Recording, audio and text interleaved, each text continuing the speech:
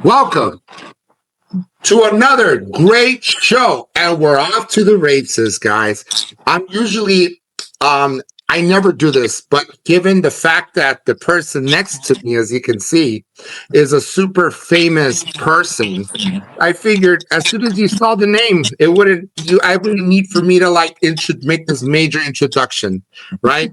She's doing a grand entrance, nevertheless, and here's why. Today on Almost Famous, we are joined by a dynamic personality, okay?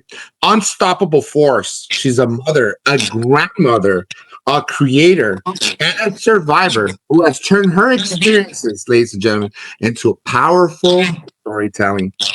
From her memoirs of a starseed child, which you guys can pick up on Amazon, to her imaginative children's literature and artistic work. Yes, we are talking about a great human being, a good friend of mine, an author, the daughter of, thank you very much, Elvis Presley, ex-wife of Christian Brando, Hollywood royalty, Miss Deborah Presley, ladies and gentlemen. That was funny. That was good. Thank you very, very much. Like most of us do. Yeah. I'm excited because you're also a producer, and you've done a lot of different things. You're super creative. To know you is to really love you. You're a great mom, a great grandmother, great human being all the way around, and you are such a gifted writer and articulate at that when you speak. So I'm going to turn over the mic to you. And we want to find out about the update, because if you guys want to see the interview I had with Deborah, you're welcome to see the one in studio. My little puppy in studio. We did Almost Famous radio podcast, got thousands of views, viewership, and there's a lot of writing on there, comments and whatnot. I want you to talk about the latest update, though. I know that there's a book that Priscilla Presley put out. Tell us what's the latest and how are you doing tonight? Oh my goodness, I'm doing very well. I don't usually do this time of night. I'm like in bed by 8:30, but it's kind of nice to be going like this time of the evening. Yes. Yeah, it's interesting. I didn't have any intentions of buying Priscilla's book. I mean, I didn't even see any reason why she needed to write another one, really. So I was sort of shocked. And of course, I didn't buy it, but I saw her in a few interviews, and I noticed that there's something going on, but I don't know what exactly it is. But something is definitely going on. It could be a combination, grief and age and getting things all muddled over time, or which we all do, or I don't know. And then I had a message on Facebook from a friend and said, "Did you know you're in Priscilla's book?" And I'm like, there is no way. She is not going to say my name. She's not going to. She doesn't want me to exist. So why is she going to write about me? And so I said, and I had to ask for clarification. It's like when the doctor tells you you're pregnant and you're like, kind of what it felt like. And I was like, I said, no, wait a minute. Did you just mention a bunch of people that think they or whatever? And she said, no, she called you by name.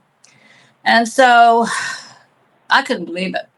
But you know me, I'm the kind of person who thinks no matter what comes to me, there's a purpose for it. And if it's a challenge, it's just a way for me to learn something I don't know. So I went through a whole range of emotions because, first of all, it takes up like almost 3 pages, which is a lot. And she said things that were half true. Like, I'm going to try to quote it. Something about after Lisa Marie's marriage, a woman named Deborah Presley inserted, like I'm in a box or something, inserted herself into our lives. And I know that's her perception, but it was an interesting way to put it. And then she goes on to say that I call myself Deborah Presley. Like she calls herself Priscilla Presley, I guess. A lot of the things she said almost seemed like they were reflective. You know what I mean? Right. Right. especially when I get to the last one. And then she went on to say that I thought I was my father's daughter, and that my mother told me that I was, and my mother got married when got pregnant at 14 when she was actually 16. And then I waited until 10 years after my father's death to come forward, and that's not true. You know, it was like the year that he passed, but just a lot of things that were half true. And then she went on to say, well, I believe there are so many people claiming to be Elvis's children. These are her words. Oh, she also said I upset Lisa Marie, and that I reached out to Lisa and wanted to have a relationship, which is true. I mean, she told part of it. Sure. I'd given her, well, there was more to our relationship than I talk about, but not as much as I would have liked. So, Yes. and then she said that, and then she went on to say her theory on people who believe they're my children's. And this was kind of interesting because legally she really covered herself.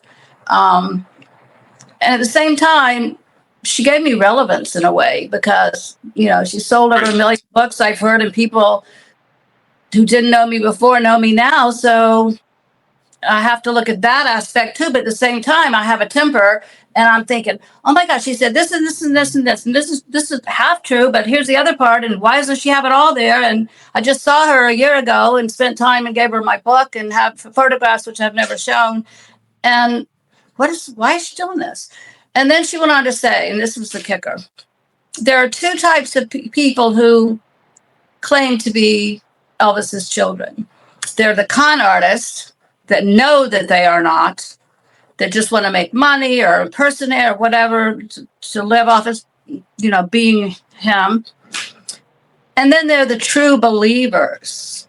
The true believers, like my father is Jesus or something. She goes, they're the true believers who believe their mothers. Mm-hmm. And it feels some psychological need to be connected to the magic of E. And I'm thinking, I wrote something like that in my book, and that sort of sounds like I would think that you are here half a century later talking about the same stuff and telling the same story in different ways and different stories. So, but then I had to have compassion. But I mean, I went through a lot. I mean, I got physically sick because I was so peed off. I was really mad. And then I went and talked to my bishop and my stake president, and I'm church. I'm LDS. And he just said, be a peacekeeper. And I said, you know, I can be a peacekeeper, but I'm not a doormat. You know, right. and being a peacekeeper is talking about something and listening to each other, not just, you know, this is it, and this way it's going to go down in history. In 100 years, someone's going to be reading about Priscilla and see and think that I'm crazy. Although I have every reason to be, I am not. So, and then I started thinking, okay, you know, I'm just going to sue her because that's defamation. And then I found out, and I love law, and I studied, you know, I worked as a law clerk for years. And then I found out in California, I'm considered a public figure, which is like, to me, like go figure, because definitely like the standard, like Priscilla, who is a household name. I am not a household name. I was at the Hollywood show and nobody knew who I was, except for like, you know, 10 people out of 10,000. But anyway, by law, I am that. And if I were to do anything legally, then I have to prove two things: malice, which I don't believe she was doing. I don't believe she was malicious.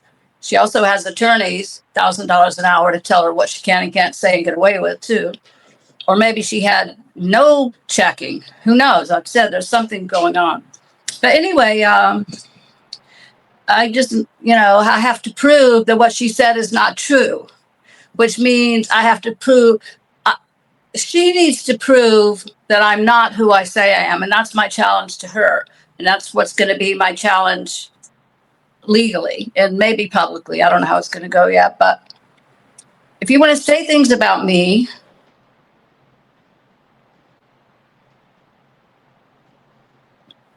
why don't you talk to me? Right. You know? And if you're going to say things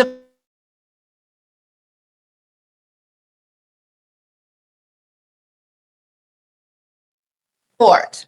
And I did get thrown out of court. I did. The judge said, you have no merit, you are not his, and you cannot be. But what she didn't say is that I went to the higher court and that order was vacated. And so I was, I did not win in court on that level, but I went back and got what I wanted. So just, and then I think, maybe my life is better when I wake up and don't think about it at all. And other times I'm thinking, what's the right thing to do? What do you think, my fellow Pisces?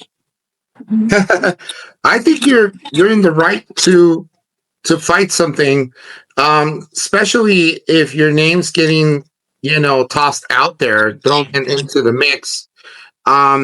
What's interesting to me is how she mentioned you. If she had already met you before and you given her your book, she knew about me since 1958. Okay, we've been in court together. Right. Have mutual friends. I mean, it's all a big act. Sorry, that was partly what I feel. Yeah, I think you ought to call her out here, Almost Famous Radio Podcast, like a PSA of sorts. Listen, this is going on, guys. So I'm going to call this lady out right here. You need to reach me directly, but please don't put my name out there in books and whatnot. I think why not just reach out to me. Just DM me. I even called her attorney and left a message. Didn't hear anything back. Because I think it would be really good for her and really good for me to sit down without anybody else there. I mean, they can be outside or whatever, because I'm not going to be in there by myself. But to be, to have just I think it would be healing for her and for me in a way that she doesn't even understand. Right. And I think there's a part of her that must have been, she had to have known I'm going to do something. And yeah, she knows it's David and Goliath, but she also knows Goliath won. Do you know what I mean? Right. So I just want to be kind about it and not let my ego direct my emotions. Because like I told you today, the choices that we make as human beings, those are our stories. And people know us, they know our stories. And we want it to be, I want it to be compassionate and kind, but not at the same time, like I said, I'm not a doormat. You're not. And you have every right to be able to be outspoken. One of the things I like about her, she wants to set it straight.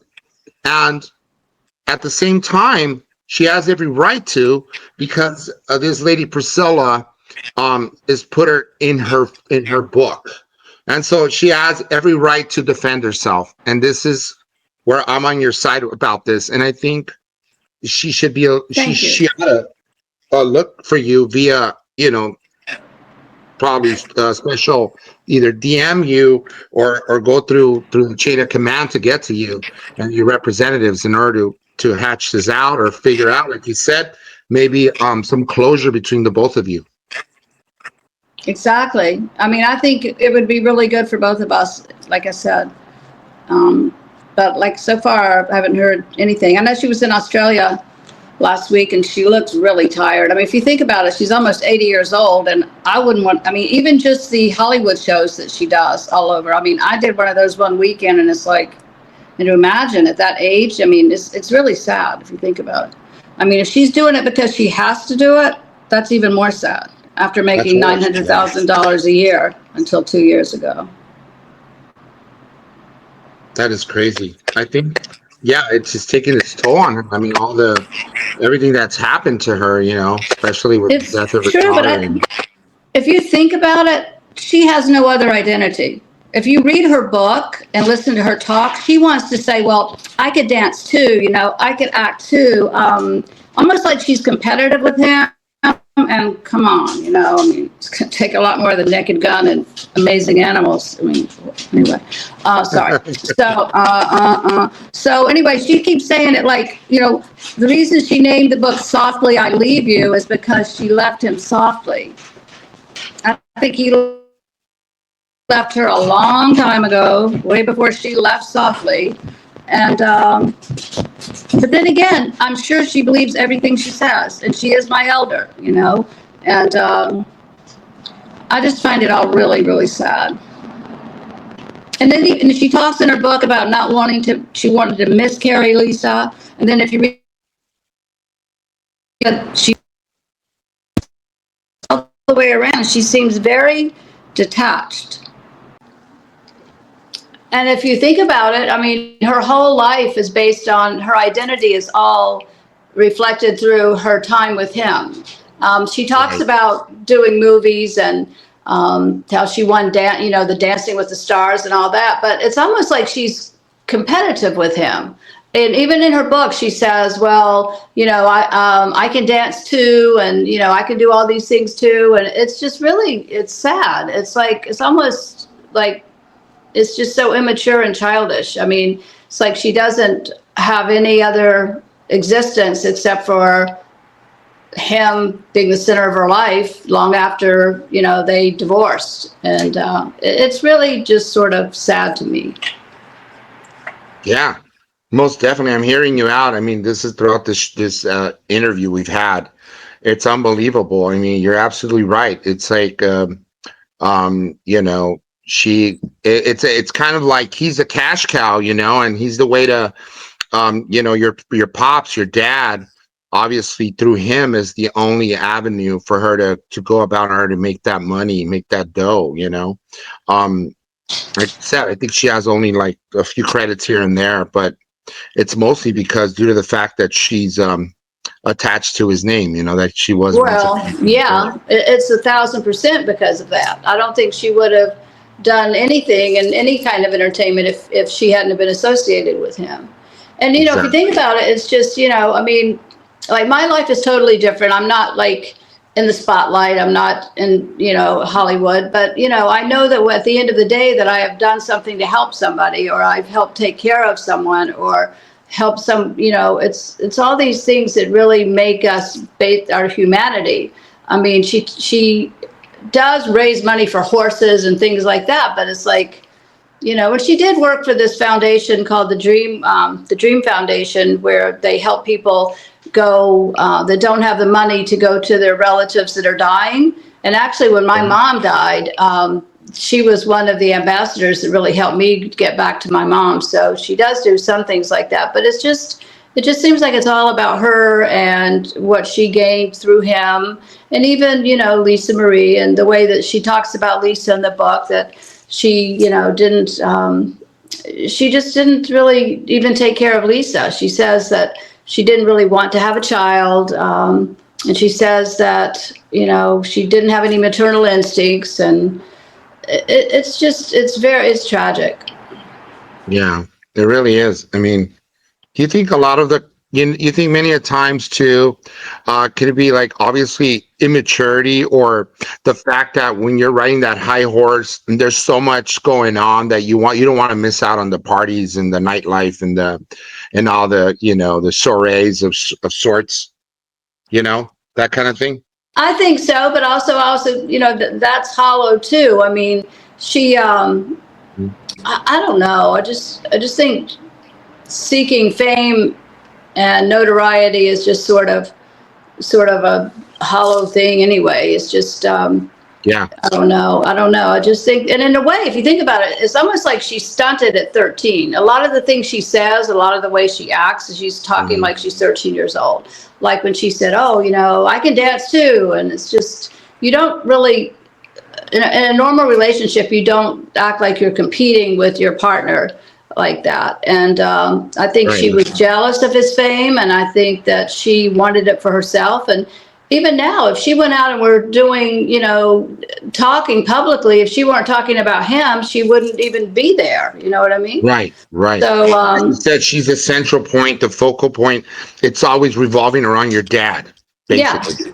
yeah, and she tries to make it about her, but without him, there's nothing. And then what she said about me, inserting myself in her life, and how she thought that, people who believed that they were his children either were complete liars and con artists, or true believers and had some psychological need to identify with him and the magic around him. And to me, that's almost like her projecting her own self. She's the one who needs that. I mean, I mean, if anything, that's been a burden to me. I mean, I just, you know, I don't know. I have a lot of empathy and compassion for her, even though I still sometimes just, I get just angry about it sometimes. And I don't like to be angry. So, Yeah. but I have a little secret to tell you. Okay. I want to hear all about it.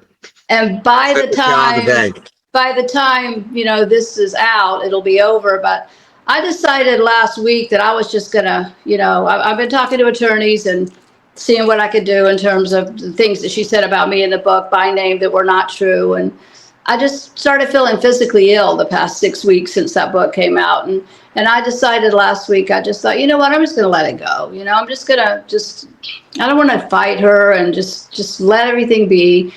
And I felt relief from that. And that was like Friday. And then on Sunday, yesterday, I got a message on Facebook, and this friend said, for your information, and it was an invitation to something that Riley is presenting tomorrow night, a film about a woman that started the Shaker, that religious movement. And so I'm going to go as a guest. So that'll be interesting. Is at the screening room at a, can you believe it? As soon as I let go, I mean, what are the odds that I'm going to get invited to be in the same small, intimate room as Riley? I'm going to try to be invisible, but it's going to be interesting. The cosmic stars sort of align, and then things happen that way. It's funny, but it really is because of the connection with you and your dad, the actual connection you have to your father, that it's undeniable. It's you have a striking, I mean, a lot of your younger pictures, it's unreal, uncanny resemblance to your dad, to be honest with you. And you know, it's funny because I've had dreams, you know, where I told you I woke up and I saw Elvis, and then maybe not long after I contacted you, and then you were on the show. This is of many moons. Well, we could say many moons. It's almost been a year. By the way, it's going to be a year, so we'll have to celebrate at some point. And I'm thinking about taking you with my family to a restaurant that you're going to love, that Elvis supposedly frequented. We're going to talk about that when I see you, or off screen rather. But I'm excited for your going to this place with your niece. With, you know, Riley's going to be there. I'm excited that you got, you know, an invitation to this. This is fantastic, and I think it's well deserved. It's a thing that happens when people, you know, usually what happens, folks tend to, you get blowback, you know, if people tell you comments, oh, you ought to do this, you ought to be ashamed of yourself, but nobody realizes that these things happen for a reason, and it happened because with the 6 degrees of separation, and in your case it's 1 degree, and it's why it happens, because it's supposed to be meant to happen, and it's playing out in real time. Make this stuff up.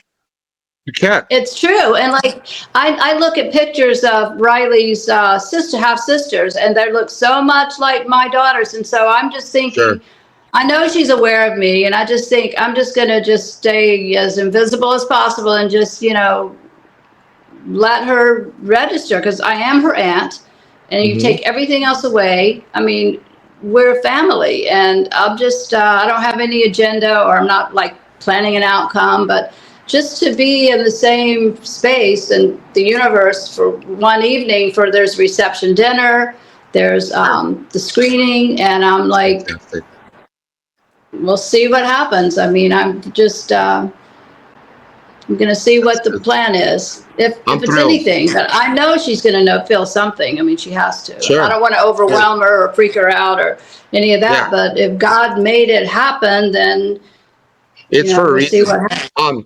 Like, what kind of, let me ask you this real quick. So I mentioned the dreams. Do you have any, like, you ever had any dream sequence where you see your father, or your any conversations or communications appeared in a dream, or perhaps you even through a medium?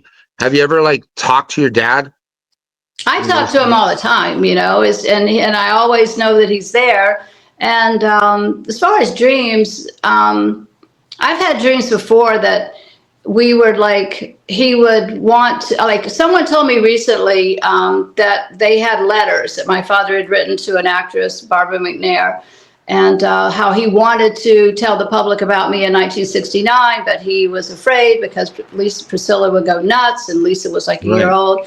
And I have like conversations to where where he, we assure each other that everything's exactly the way it's meant to be. I mean, if he had have announced me, it would have changed the trajectory of my life. Sure. I would have been caught up in all of the mayhem of fame. And I'm going to be 70 in 3 moons, and I've been pretty lucky to just be, who I am without having to, pretend anything or, Sure. show up at the red carpet stuff. And I do that, but it's like, I just care more about being a good human being and making every day as good as I can for myself and everyone I come in contact with.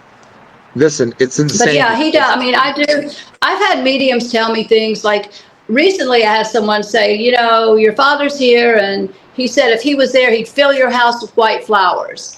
And it just so happens that, and Christian comes through with the white flowers, because I love flowers, but I only love the most white flowers. Like, I love white. Most people like all colors, but I've always and I was reading about Mary Queen of Scots, and she had a garden that was at nighttime, the moonflowers would be white. And I have the same thing. So it's like, it's this love for just white flowers. And how would anybody know that? And that he was sorry that he didn't do more. And if he could come back and fix things, that he would. But, things are already fixed.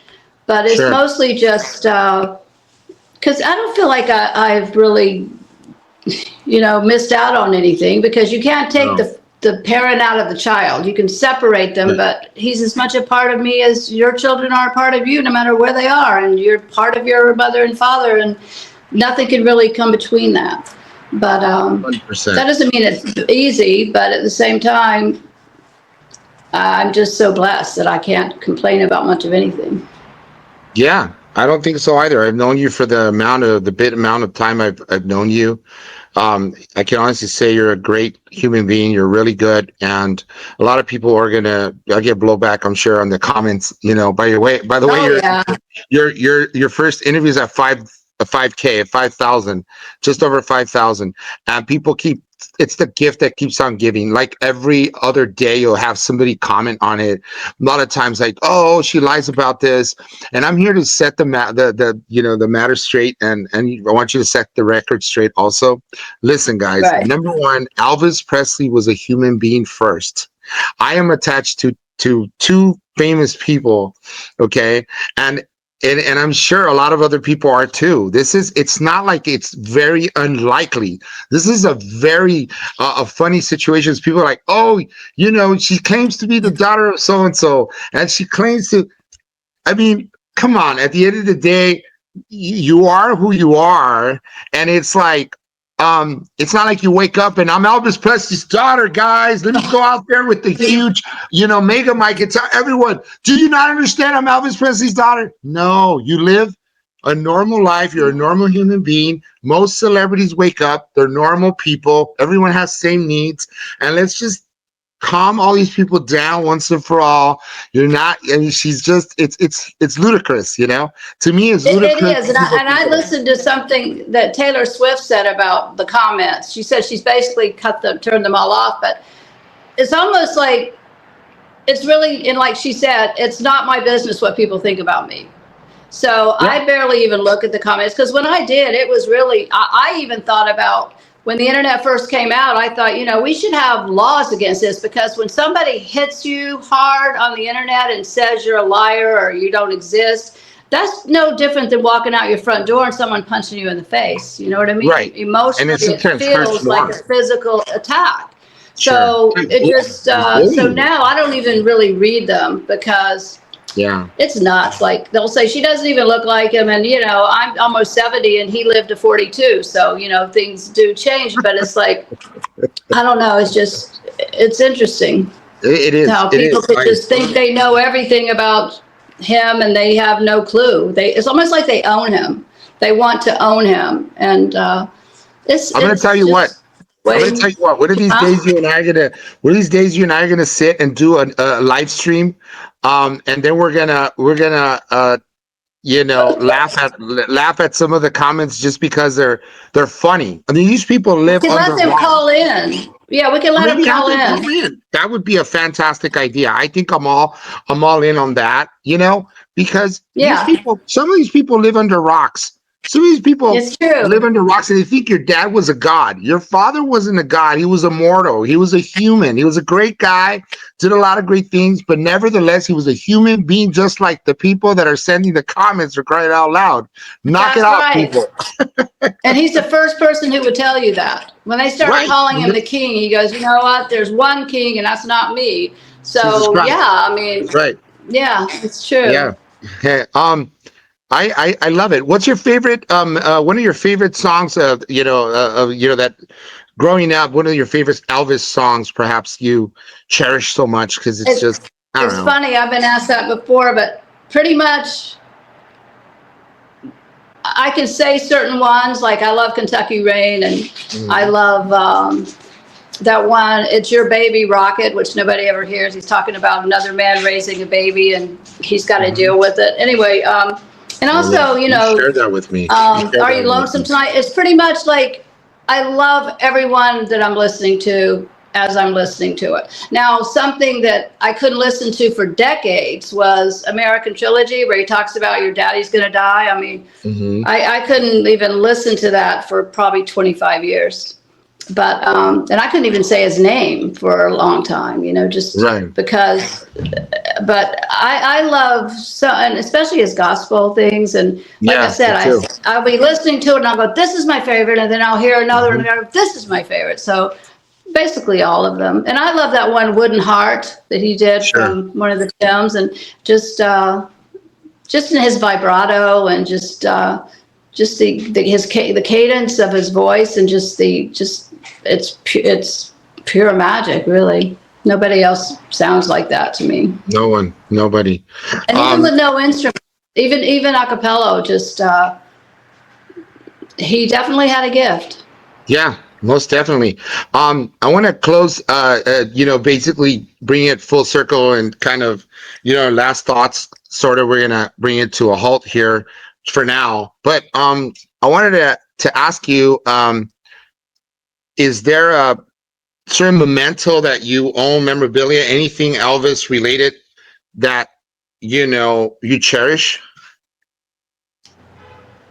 Not really. I mean, I've had things that people have given me, and I remember when Greg Allman was a good friend of mine, and every time I'd see him, he goes, well, can you get one of his guitars for me? Can you do that? But no, not really. I mean, like I said, people have given me things, and but no, and like things like the Bible and all that stuff, they auction it off, it's like, so not really. I mean, pretty much just the fact that he's a part of me. I mean, and I notice the things that I'll say or think that remind me of him. And I've had people who were with him, like my first cousin, say, so many things you say remind me of, what he would say, just like sound pretty off the wall to some people, I guess. But no, and I've lost so many things. I mean, I just lost everything in storage, and so many times I've started over, but no, I don't. No, just me. That's about it. And my children, I see him and my children, and your wonderful children. Things that, Let me tell you, one of these days we could definitely make it a point to take you to this place. It's going to blow your mind, I promise you. Let's go. Yeah, I'm ready. Let's do it. Okay, so any last thoughts, final thoughts on the show? No, just thank you for everything, and I look forward to doing more. And you're just one of the best hosts that I know. And like, since the first time I spoke to you, I just feel like you've been a part of my, existence way before this time. I could only echo the same thing. It's all reciprocal on my end, and I'm humbled and flattered. And thank you so much for making, part 2 of the show, right? And let's do part 3. Thank you. And have a blessed rest of your evening. Thank you so much. I have one more thing to tell you. Yeah, I have one more thing to tell you. I'm having a book signing on January 8th in Studio City at the Last Bookstore. So if anybody wants to come there, I'm not good at promoting myself, but maybe you can come. It's my father's birthday. Studio City, the Last Bookstore, a little book signing, and so just had to add that. And real quick, what's the name of your book again? I have it obviously, but I want you to promote it.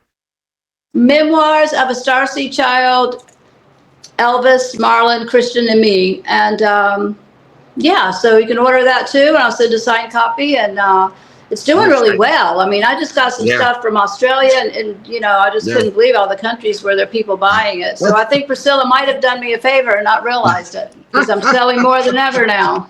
People go, "Who's that?" So see, there's always something good in everything. We ought to help each other after all, right? At the end of the day, it's about giving back and helping one another. That's why we're here, to help each other. I mean, that's right. the reason we're all here. So thank you so much. Final thoughts for Priscilla? Anything you want to say to Priscilla here while we're here? Call me. Let's talk. I'd like to have I think it would be good for both of us to sit down and have a talk. Bless her, you know, I really, most definitely. You guys need to talk. I'm really certain that it'll be for sure. It's something that's long in coming, you know, and I think eventually it'll happen. I promise you, eventually it will. I think so too. Yeah. I do. Okay. Well, thank you again. I love it. My great friend Deborah Presley, ladies and gentlemen, Almost Famous Radio Podcast. Super giddy. I was in the loss for words. I almost forgot what I was going to ask you. You're always so magnetic, amazing in every which way. May the Lord bless you always. Thank you. Hello and goodbye until we meet again. Thank you, guys. It's my show. Thank you. Okay. Bye-bye. Goodbye. Okay.